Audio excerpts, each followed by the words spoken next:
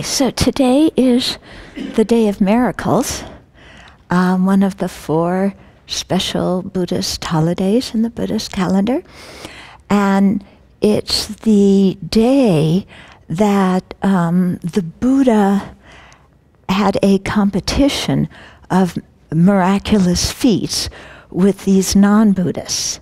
Okay? So as the story goes, there were these matted hair ascetics who had, gained different powers through concentration that gave them the ability to do magical feats.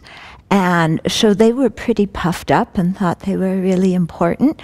And so they kept, challenging the Buddha to do, a competition of miracle feats. And the Buddha didn't want to do this, not because he didn't have the feats, but because he didn't feel that it was useful at all.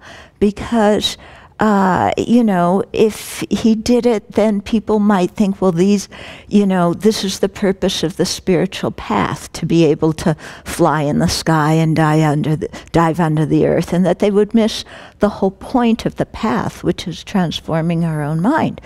So he, declined. And they kept coming back to him, these matted hair ascetics, and, hey, you guy, we want to have this competition. You must not have any powers, and that's why you're refusing us. And so they kept bugging him and bugging him and bugging him and challenging him. And the Buddha, kept declining, and then one time he saw that the time was right. Yeah, so timing is really important. The Buddha was not impulsive. He really chose the right time. He accepted their challenge at that time, because he was able to see that the conditions were right. And then through his display of miracle powers, they were much greater than his. And that was the way to subdue the mind of those particular matted hair ascetics. Okay? He couldn't get through to them in any other way. Like saying, the really important thing of the path, about the path, is to have a kind heart and to know the nature of reality. They wouldn't have listened to him, so he had to do it that way. Okay? And so, of course, they saw his qualities, and then they became his disciples.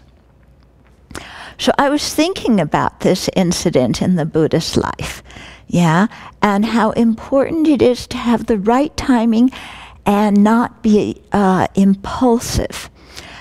Because I looked at how the Buddha handled this situation quite astutely, with a lot of fortitude. He didn't just get so annoyed, oh, these matted hair ascetics, these guys are driving me crazy. I told them no. How many times? And they keep coming back to me, challenging me for a competition of miracle powers. Why don't they just leave me alone? They have enough to do. I have enough to do. I'm sick and tired of these matted hair ascetics. They should just go take a bath and cut off their hair and comb it. Be done with them, So he didn't go to these matted hair ascetics and tell them off like that. Just go cut your hair, leave me alone. I'm tired of your shenanigans already. So he didn't do that. He didn't stuff it in.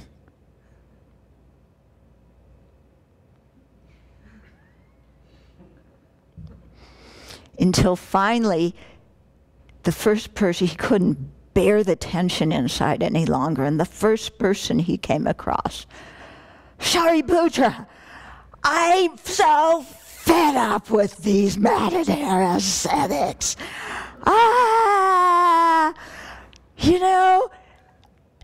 They're bad enough bugging me. And look at all you monks, you're just bugging me the same way. You want this, you want that. You close the door when I want it open. You open the door when I want it closed. You ask me for a fork. Go get your own fork. Hey, we're supposed to eat with our hands anyway.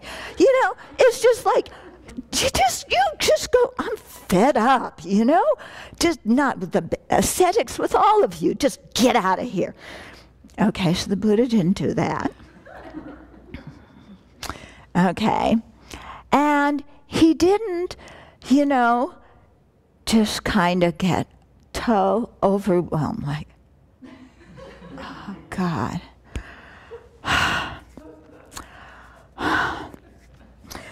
This is bringing up so many emotions from my childhood. Oh, God.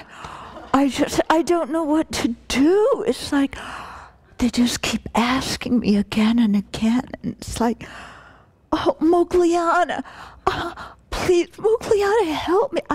I just can't manage this situation. These Madhudera ascetics, they smell so bad, and they keep coming to me again and again and again and bothering me. And well, I just don't know what to do about it, Mogliana. Mogliana, please tell me what to do.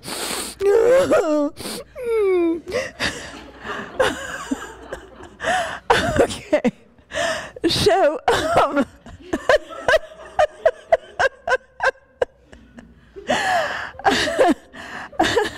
okay, so you know, the Buddha was very skillful in dealing with his own mind. Yeah, because he saw that getting angry at the ascetics wasn't going to solve. That getting angry at somebody else and venting wasn't going to solve. That sitting there and sobbing was not going to solve it. You know, what he did was he knew how to work with his own mind. Okay, maybe there was some frustration coming up. And he sat there and he noted, oh, there's some frustration. And these are my kind mother sentient beings who want to be happy and don't want to suffer. They're trying to do their best. They're puffed up with pride. But you know what? When they're puffed up with pride, that means they're suffering. Their pride doesn't hurt me. It's indicative of their internal suffering. And these beings who are ignorant and arrogant like this, what kind of karma are they creating? What kind of death are they going to have? Where are they going to be reborn? You know, their behavior is not boding well for their own happiness, either now or in the future. Yeah. Okay, what they're doing may be inconvenient for me, but what is more important is their happiness, their welfare. I can manage myself. I need to take care of them and help them. Because if I don't, they'll just continually create negative karma and wind up in the lower realms. And the idea of that would give me great pain when I can, with kindness and wisdom, be able to help them. And so he was able, you know, he worked with his own mind. I mean, the Buddha was obviously beyond that at this point, but for regular appearances, you know, he was able to you know, bear his own emotions and look into his own emotions and see, you know, that they're kind of self-centered. This isn't everything that's going on in the situation. My needs are not the most important. Yeah? Other people in this situation have needs. I need to be sensitive to what they need, to what they feel, and to look beyond just the small thing, how they're acting right now, and really see what their situation is, and then reach out and try and help them.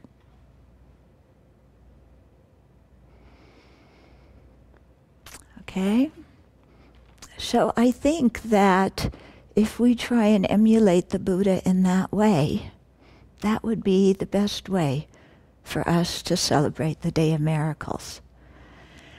Because I think having compassion and wisdom in our own minds, cultivating those, no matter what the hardship is for us to do that, but that is the best way to repay the Buddha's kindness.